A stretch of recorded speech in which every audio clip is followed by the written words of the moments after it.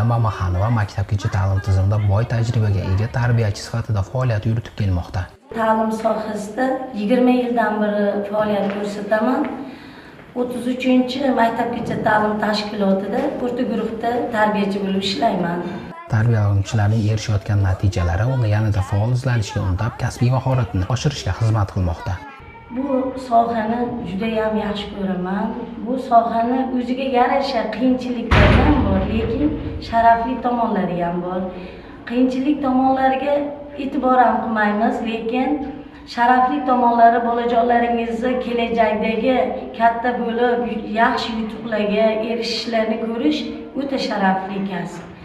Faoliyati davomida u bolalar tarbiyasiga alohida e'tibor qaratib, ota-onalar bilan samarali hamkorlikni yo'lga qo'ygan. Tashkilotda ishlarkanmiz, ota-onani o'rni juda ham zarur, ham shart kerak. Biz bolalarga ta'limni berganimizdan keyin uyga vazifa qilib, o'shani mustahkamlab kelishga ota-onalarning kechki suhbatlarida aytamiz. Ota-onani o'rni juda katta. Biz bergan vazifalarni takrorlatib, nima qilsa, birgalikda hamkorlikda ishlasak, ta'lim sohasida yaxshi natijalarga erishamiz. Uning kasb tanlashda ustozlarga bo'lgan qiziqishi va hurmati muhim omil bo'lib, bu intilish yoshlik davridayoq shakllangan.